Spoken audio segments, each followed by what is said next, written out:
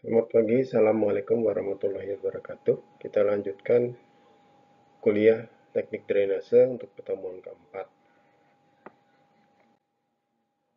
yaitu kita akan melaksanakan analisis hidrologi untuk mendapatkan hujan rencana. Hujan rencana ini adalah hujan yang nanti akan digunakan sebagai dasar desain sistem drainase yang akan kita buat. Seperti biasa, untuk persiapan, Anda silakan mencari 3 kata kunci yang berhubungan dengan hujan rencana dan dicatat sendiri.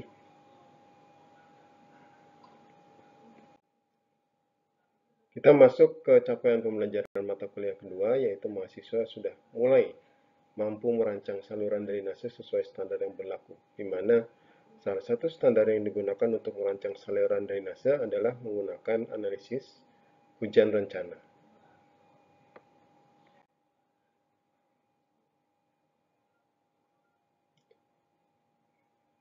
Beberapa dasar dalam perhitungan debit.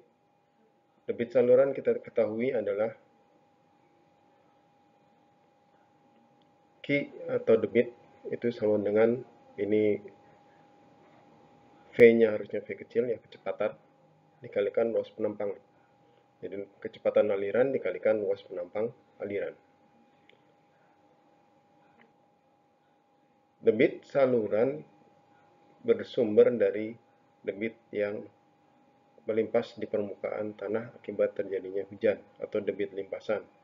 Untuk debit limpasan, ada beberapa metode yang bisa digunakan. Salah satu yang paling sering digunakan untuk dalam hubungannya limpasan di daerah perkotaan atau di lahan yang luasnya terbatas, itu adalah metode rasional dengan rumus yang menghubungkan antara debit, koefisien pengaliran, intensitas hujan, dan luas area pengaliran. Luas ini berbeda dengan yang di atas. Kalau ini adalah kita bicara saluran, ini kita bicara daerah pengaliran.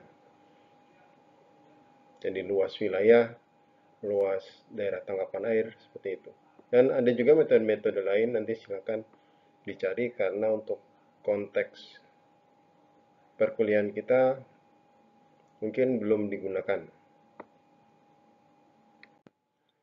Beberapa kriteria perencanaan hidrologi membutuhkan pertama nilai debit curah hujan, yaitu di dalam analisis hidrologi kita perlu ketahui dalam hubungannya dengan perencanaan pembuangan air hujan. Jadi debit yang dihasilkan oleh adanya hujan di dalam satu daerah tangkapan ini akan menjadi dasar perencanaan pembuangan air yang dalam hal ini sumbernya dari air hujan. Pengaliran air hujan di permukaan tanah dan tertampung di saluran pembuangan tidak sama dengan jumlah air hujan yang jatuh karena sebagian akan meresap ke dalam tanah, menguap, dan sebagainya. Oleh karena itu, pengukuran intensitas hujan perlu dilakukan dengan memperhatikan estimasi koefisien pengaliran hujan. Jadi koefisien pengaliran ini adalah satuannya itu fraksi atau persentase dari total hujan yang jatuh, jadi persentase dari hujan yang jatuh yang akan menjadi aliran permukaan. Selain itu, faktor-faktor lain juga perlu diperhatikan seperti faktor tanah, batuan, geologi, sehingga berbagai permukaan yang berbeda-beda itu dapat memberikan perkiraan persentase pengaliran atau koefisien pengaliran dan juga arah aliran di permukaan tanah.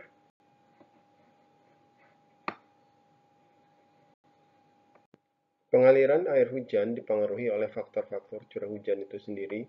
Ini adalah faktor yang tunggal dalam artian merupakan satu-satunya sumber air yang akan dibuang dengan sistem drainase limpasan air hujan.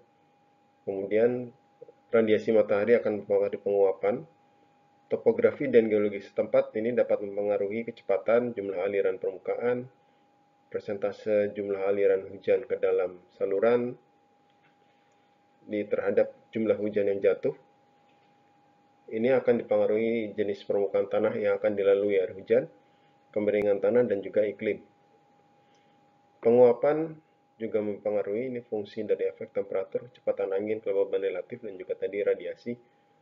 Kemudian apakah apabila di lokasi pengaliran ada pencegatan atau intersepsi yang hujan itu dicegat sebelum jatuh ke permukaan tanah, misalkan dengan adanya pohon-pohonan, air itu akan tertahan di daun-daun sebelum akhirnya mengalir ke permukaan tanah. Kemudian apakah di lokasi itu ada penampungan di cekungan, depression storage, misalkan kolam atau area-area yang memiliki elevasi rendah selama proses pengaliran di permukaan. Dan tentunya resapan atau infiltrasi yang dipengaruhi dari jenis tanah, intensitas curah hujan, kondisi permukaan, dan tumbuh-tumbuhan yang dapat mengubah porositas tanah. Data-data hidrologi.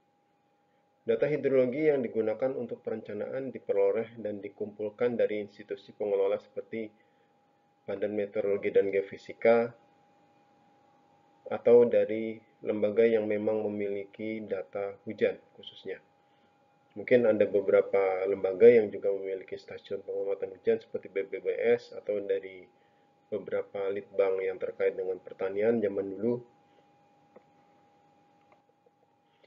Itu datanya juga bisa digunakan selama memang memenuhi syarat.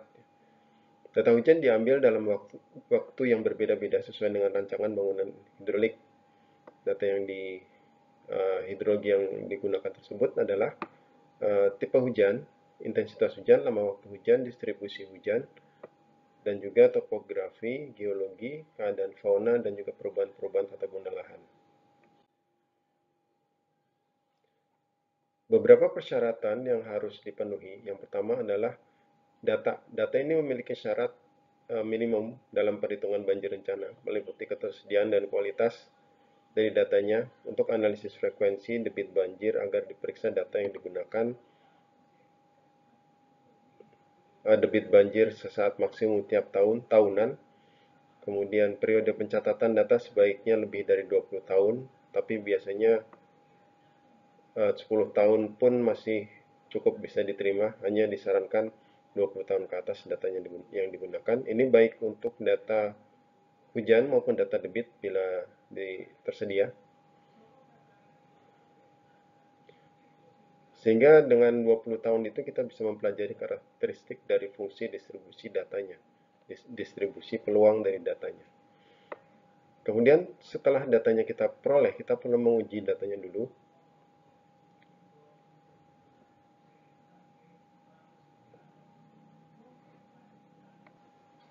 Ini ada pengujian dengan analisis pencilan dan juga kecenderungan atau tren. Setelah itu kita perlu menentukan metode perhitungan. Metode yang digunakan untuk perhitungan debit banjir rencana sangat tergantung pada ketersediaan data debit banjir sesaat maksimum dan juga waktu periode pengamatannya, selain juga data hujan ya. Data yang digunakan untuk perhitungan debit banjir boleh menggunakan data debit maksimum sesaat tidak runtut waktu dan data kosong yang tidak perlu dilakukan pengisian data.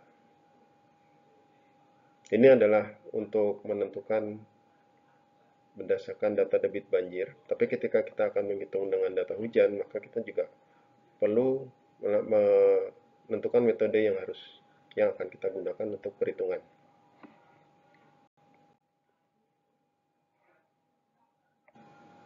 Berikut ini adalah diagram perhitungan debit banjir rencana dengan berbagai metode yang tergantung pada ketersediaan data. Jadi ini data hidrologi, ada hidrologi banjir, data debit maksimum saat, tapi ini memang khususnya untuk yang sebelah kiri ini adalah data-data yang terkait dengan debit banjir dari saluran, dari sungai. Kemudian yang di sebelah kanan baru berkaitan dengan data hujan harian. Nah ini kita bisa lihat alurnya, tinggal diikuti saja nanti. Sampai pada akhirnya kita bisa menentukan debit banjir rencana. Apabila masih belum berhubungan langsung dengan air permukaannya itu sendiri, maka kita nanti bisa hanya bagian ini ya, bagian hujan, analisis hujannya saja untuk menentukan debit rencana dengan asumsi di saluran itu memang tidak ada air, belum ada air.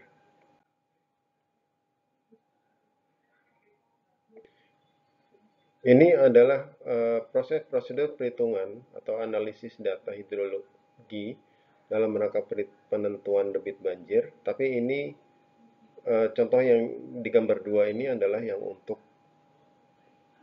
analisis debit banjir itu sendiri. Datanya adalah data debit, tapi urutan yang sama kurang lebih juga akan diaplikasikan untuk perhitungan analisis data hujan. Nah, pada intinya dari analisis frekuensi, kita akan melakukan analisis frekuensi, dan dari situ kita akan dapat menentukan hubungan periode ulang dan perhitungan probabilitas, ya, di mana probabilitas itu sama dengan 1 dibandingkan periode ulang, dan ini bisa digunakan atau dilakukan secara analitis atau grafis.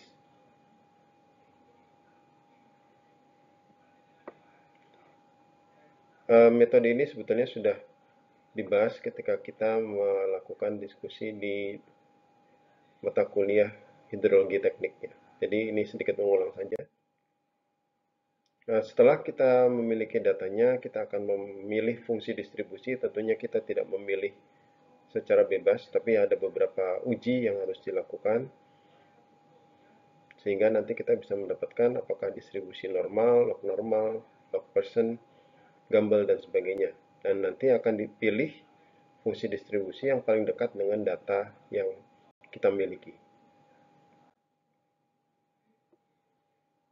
Pengujian kecocokan fungsi distribusi dilakukan dengan uji kecocokan biasanya menggunakan chi-square, ya, dan juga metode Kolmogorov-Smirnov. Nanti jadi setelah kita mendapatkan sebarannya, kemudian kita lanjutkan dengan pengujian dengan chi-square dan Kolmogorov-Smirnov, nanti yang memenuhi syarat itu yang akan digunakan dalam analisis selanjutnya. Nah, untuk di Indonesia, ketika kita menganalisis nilai ekstrim hujan, biasanya yang sering muncul adalah distribusi berikut: log persen 3, Gumbel tipe 1, dan log normal. Biasanya yang sering muncul itu.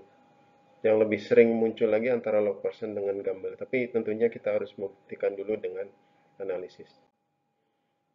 Ini adalah cara melakukan uji chi-square. Ini adalah uji statistik.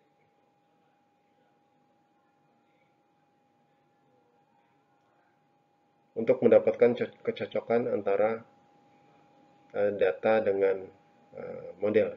Model itu adalah distribusi yang kita pilih. Kemudian, bila hasilnya memenuhi syarat, maka distribusi tersebut cocok. Kalau tidak, maka tidak cocok. Ini nanti bisa dilihat. Ini adalah urutan untuk pemeriksaan kesesuaian distribusinya. Kalau nilai ini bukan X, ini Chi, ya, tulisan Yunani, Greek, Chi square, kuadrat. Bila memenuhi syarat, maka distribusi tersebut dapat diterima untuk digunakan. Demikian pula untuk Kolmogorov-Smirnov, ini adalah untuk menghindarkan hilangnya informasi data pada chi-square akibat pengelompokan data dalam kelas-kelas interval. Jadi di sini kita akan melihat bagaimana jarak vertikal maksimum antara pengamatan dan data teoritisnya. Jadi antara data dengan hasil distribusi yang kita pilih. Ini juga ketika nilainya cocok, memenuhi syarat, ya, maka nanti sebaran tersebut kita bisa terima sebagai sebaran yang merepresentasikan data hujan yang kita akan analisis. Nah, selanjutnya kita bisa menghitung probabilitas. Ini P adalah probabilitas, M itu adalah nomor urut data. Jadi kita urutkan dulu datanya, kemudian kita hitung probabilitas untuk masing-masing data. Dan ini yang dikenal dengan persamaan Weibull. Cukup sederhana, hanya kita harus punya data yang cukup panjang dan kita harus melakukan beberapa tahapan. Yang pertama adalah mengurutkan, ya, data yang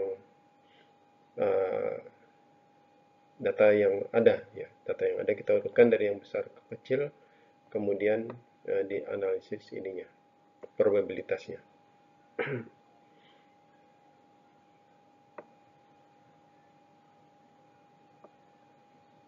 Ya, ini ada urutan, Anda nanti bisa cek lagi di bahan kuliahnya, di material PowerPoint-nya, untuk mencoba untuk menghitung ininya, analisis dari atau uji kecocokan ya, seperti itu.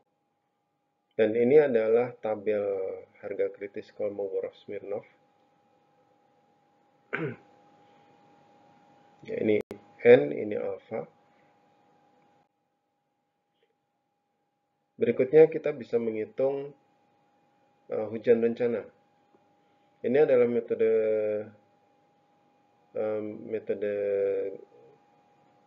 Gumbel ya, dimana kita nanti akan menghitung R24 dengan rumus seperti ini. R1 ada rata-rata hujan, kemudian jadi kita rata-ratakan data hujannya, kita masukkan ke sini, kemudian standar deviasi dari hujan tersebut juga kita, jadi kan kita akan dapatkan rata-rata, kita juga akan dapatkan standar deviasi. Nah, ini kita hitung. Kemudian kita akan menggunakan nilai reduction mean ya, berdasarkan jumlah sampel. Jadi ini adalah nilai dari tabel sudah disediakan untuk Gumbel. Kemudian ini juga reduction standard deviation. Ini juga dari tabel khusus untuk Gumbel. Kemudian reduksi variate ya, ini juga berdasarkan tabel yang dibuat untuk Gumbel. Dan dengan menggunakan perhitungan ini nanti kemudian kita bisa menghitung R24-nya. Dan ini adalah reduksi standar deviasi. Ini jumlah data, kemudian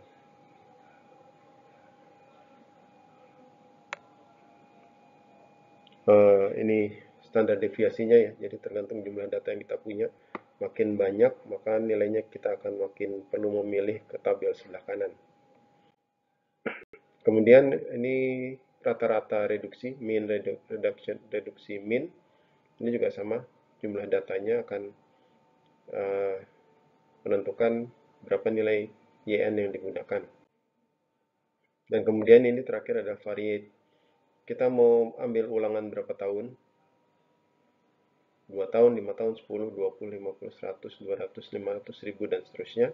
Maka nanti reduksi variate-nya itu kita pilih dari sini. Kalau misalkan ada di antaranya, biasanya kita gunakan nilai interpolasi ya.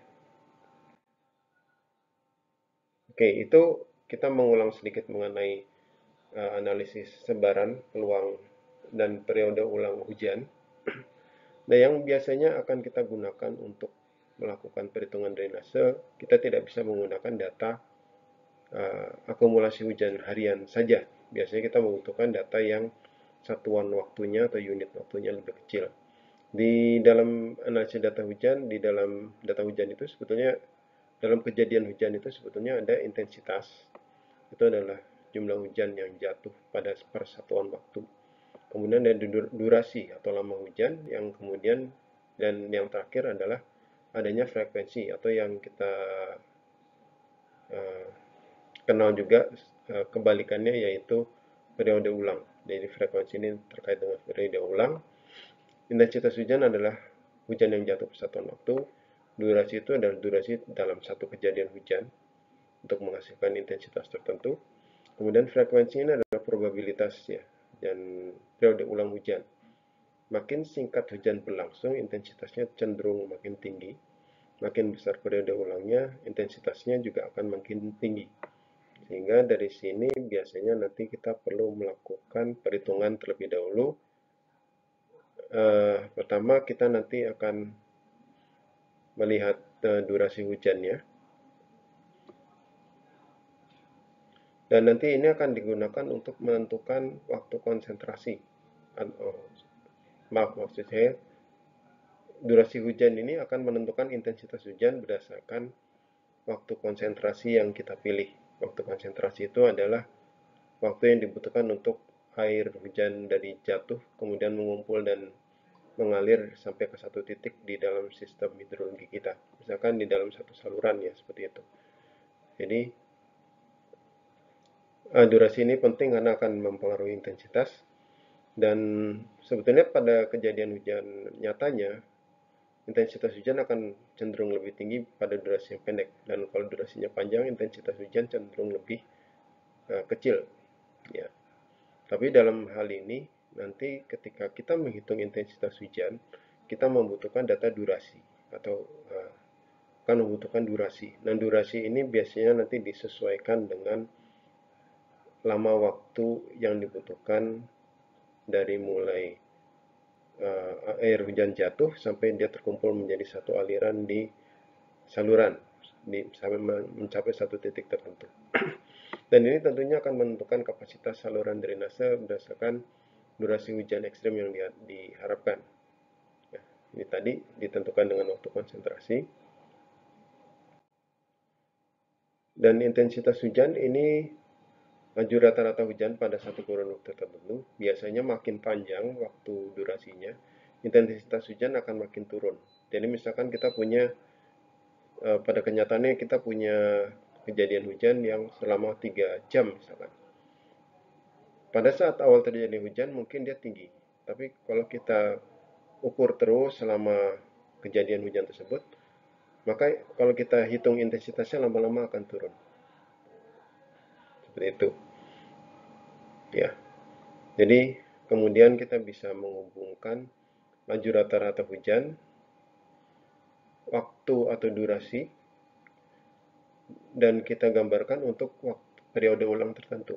Nah, ini yang disebut sebagai kurva intensitas, durasi, dan frekuensi atau IDF.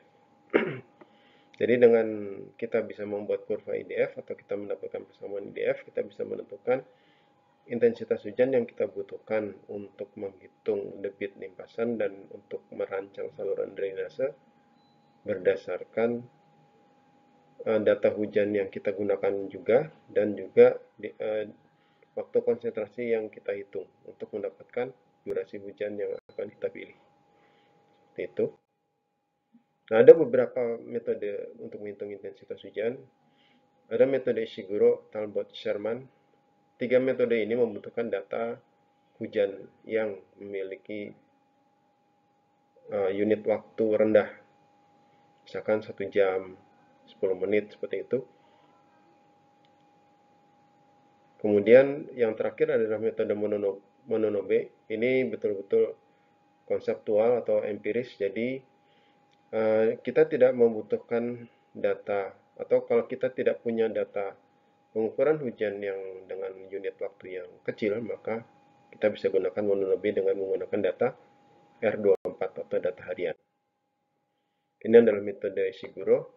Kalau ini ada intensitas hujan, ini adalah koefisien A, koefisien B, ini waktu. Dan untuk mendapatkan koefisien A, kita harus punya data yang bisa kita masukkan ke sini. Ini kan jumlah dari data dari intensitas dikalikan waktu ya. Dikalikan waktunya, dan ini jumlah. Jadi kalau kita mau menghitung ini, kita harus punya data yang unitnya itu per jam. Intensitas hujan per jam, kemudian baru kita bisa membuat persamaan Ishiguro-nya. Seperti itu. Ya, mirip dengan Ishiguro, Talbot, sama ini menggunakan data intensitas jam-jaman, dan nanti persamaannya seperti ini. Kalau yang tadi ada akar T, ini T saja ditambah dengan B. Tapi A dan B di sini harus dihitung berdasarkan data hujan dengan resolusi temporal yang tinggi ya. Yang terakhir Sherman, ini lebih sederhana, tapi tetap dia membutuhkan data, ini A-nya harusnya A kecil, data hujan, ya, data hujan yang satuannya milimeter per jam. Dan waktu yang digunakan ya ini ya, jamnya ini, seperti itu. Nah, ini kalau kita memiliki data pengukuran dengan automatic weather station, misalkan kita set pengukurannya per jam atau bahkan per 10 menit misalkan, ini bisa digunakan. Tapi kalau kita hanya punya data harian, kita hanya bisa menggunakan ini, mononob. Dan ini ada di standarnya PU, jadi kalau kalau masalah bahwa kita mengikuti peraturan atau tidak, kita menggunakan ini udah mengikuti peraturan dan standar. Tapi kalau ditanya apakah akurat atau tidak, ini kurang akurat dibandingkan dengan metode-metode tiga sebelumnya. Namun kalau kita tidak punya data, ya kita hanya punya pilihan satu metode ini. Jadi yang dibutuhkan adalah R24, ini curah hujan dalam 24 jam. Kemudian waktu, ya waktu ini 1 jam, 2 jam, dan seterusnya seperti itu. Dan kalau kita sudah bisa punya persamaannya, kita bisa memplot kurva IDF seperti ini. Ya, tapi kalau kita gunakan mononobe, mungkin kurva ini sudah tidak terlalu relevan karena kita tinggal memasukkan waktunya. Waktunya T berapa. Nah, R24 ini adalah R24 untuk periode ulang tertentu. Jadi kalau ini kita plotkan di grafik, satu grafik itu adalah untuk satu periode ulang. Baik, selanjutnya kita harus melakukan, harus performing ya, bagaimana cara melakukan hydrologic analysis, karena ini sebetulnya sudah pernah Anda lakukan di mata kuliah hidrologi teknik sebelumnya. Jadi kita gunakan kesempatan ini untuk berlatih ulang, hanya sedikit ditambahkan membuat kurva IDF berdasarkan rumus mononobe. Ya, harusnya sih bukan mononobe saja, tapi karena kita mungkin tidak mudah untuk mendapatkan data intensitas hujan jam-jaman, maka untuk sekarang kita cukup berlatih dengan metode mononobe. Jadi Anda gunakan data hujan yang sudah Anda kumpulkan, kemudian Anda lakukan analisis sebarannya, uji chi-square dan Smirnov-Kolmogorov, kemudian tentukan distribusi data atau distribusi hujan yang sesuai. Kemudian Anda menentukan R24 untuk periode ulang 2, 5, 10, 25, 50 tahun. Ya, seperti itu. Ini bagian ini cukup panjang saya kira. Yang paling panjang mungkin bagian ini. Kemudian setelah Anda dapat R24-nya untuk setiap periode ulang, Anda lakukan penggambaran kurva dengan rumus mononobe. Jadi rumus mononobe itu satu rumus itu menggunakan satu R24 untuk satu periode ulang. Jadi kalau di sini ada 5, Anda lakukan perhitungan itu 5 kali. Satu kalinya mungkin Anda gunakan durasi hujan dari 0 sampai ya 0, dari 0, 1 jam, 2 jam, 3 jam sampai mungkin ya 10 jam mungkin ya. Sepertinya kalau hujan tidak terlalu banyak yang melewati angka tersebut. Seperti itu, silakan nanti dilanjutkan. Semoga bermanfaat. Terima kasih. Assalamualaikum warahmatullahi wabarakatuh. Selamat pagi.